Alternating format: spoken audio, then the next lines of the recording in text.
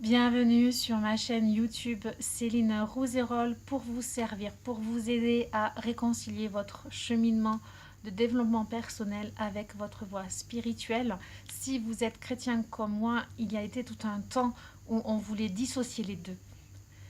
Surtout si vous avez été comme moi dans l'église catholique. Aujourd'hui, je vous dis, il est possible de réconcilier les deux. Il est même vital pour votre bien-être de reconnaître vos origines spirituelles chrétiennes, de vous les réapproprier, de prendre leur essence et de l'insuffler dans votre développement personnel pour être une personne libre de rayonner la joie sans complexe et surtout de vous raccrocher à cette joie de vivre quand vous avez des moments plus difficiles.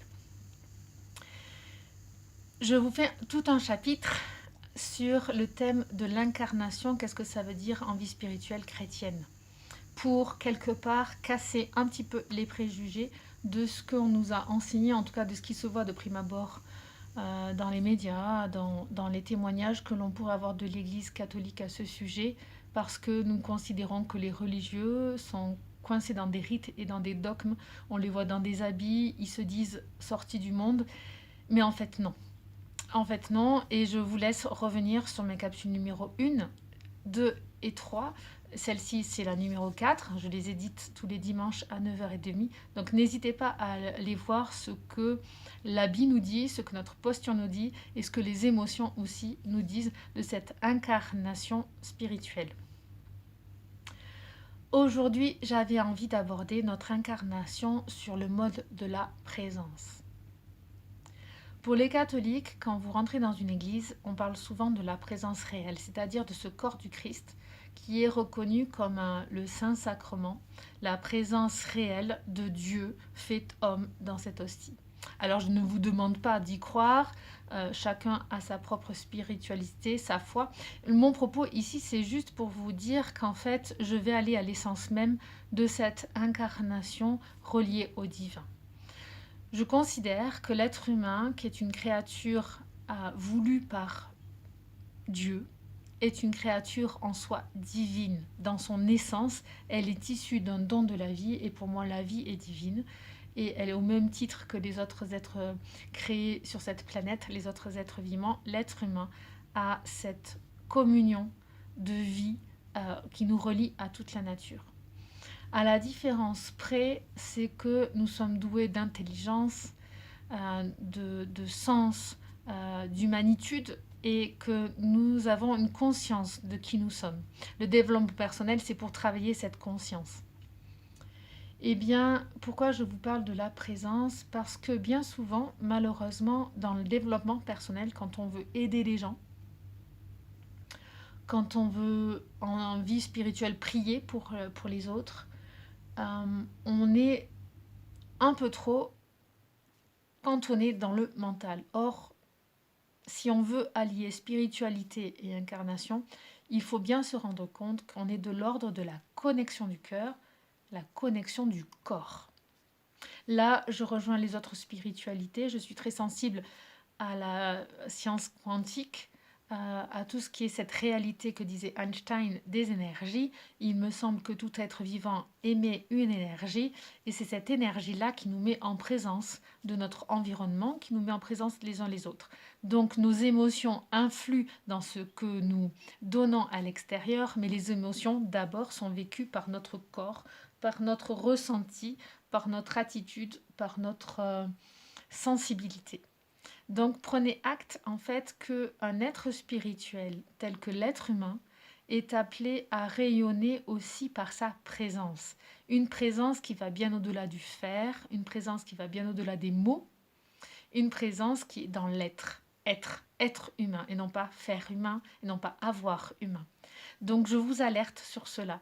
Parce que quand on est dans une relation d'aide, on va vouloir faire et du coup se retrouver dans un peu dans le syndrome, dans le symptôme du sauveur. Et là, je vous renvoie à le triangle de Karpman. Si vous êtes sauveur, il va y avoir la victime, il va y avoir le bourreau. Et ce sont des relations toxiques qui pourrissent les relations humaines. Qui sont basées en fait sur une méconnaissance de nos propres limites, qui sont nos manques, nos blessures d'enfance.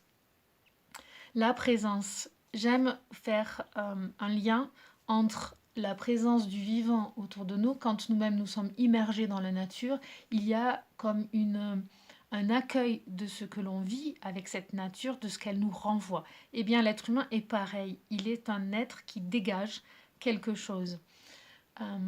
Plus vous serez aligné avec qui vous êtes, avec ce que vous ressentez, plus vous serez conscient de ce que vous dégagez, plus vous aurez aussi de la distance avec les émotions dont je vous parlais dans la capsule précédente, et plus il y a une harmonisation de qui vous voulez être et devenir dans l'avenir en vous connaissant vous aujourd'hui. Donc c'est pour ça que revenir à la présence, en fait, ça nous oblige aussi à revenir dans un espace-temps plus puissant, plus beau et plus rayonnant, puisque le divin en soi n'a ni limite du temps, de l'espace. Et donc si nous voulons être reliés au divin, il faut apprendre cette qualité d'être. Cette qualité d'être qui dépasse et qui est toujours dans l'instant présent. Donc il y a ces exercices de pleine conscience qui vous permettent d'être dans la présence. Et puis il y a vraiment cette attitude de l'enfant. Cet enfant qui, dès qu'il voit quelqu'un, il va courir au devant quand il est content, va se sentir en sécurité quand il est avec un adulte. Eh bien, nous sommes appelés à vivre tout cela en nous et à venir le visiter, à nous faire acte de présence en nous-mêmes dans cette sensation-là. Bien souvent, je raccorde avec la capsule sur les émotions que vous vivez sont aussi un signe d'alerte d'un manque de présence de vous à vous, de comment vous pourriez être le parent consolateur de l'enfant que vous étiez et qui a été blessé à une certaine époque. Comment vous voulez être aujourd'hui par rapport à l'être que vous avez été. Est-ce que vous voulez être dans un être de reproche ou un être de compassion envers les autres? Et si vous voulez être envers les autres, bien évidemment, il le faut d'abord envers vous-même. Donc, votre incarnation, elle passe par cette présence. Il est certain que si vous regardez dans le métro, si vous regardez dans la rue, bien souvent, vous allez croiser des êtres qui ont le regard vide, qui sont comme des fantômes. Et quand on parle des nouvelles technologies, de la robotisation, de tout cela, c'est une des craintes que nous avons, c'est que l'humain se déshumanise et perde de cette présence, de cette qualité d'être en lui. Donc prenez bien soin de vous, tout ce qui vous êtes rayonne cette présence et votre rapport à l'autre passe d'abord par cet acte de présence, surtout si vous voulez être une présence apaisante, soyez dans la paix, cultivez la paix. Si vous voulez être une présence d'amour, soyez dans l'amour envers vous-même sans pour autant le dire, mais soyez, incarnez-le avant de vouloir le témoigner par la bouche.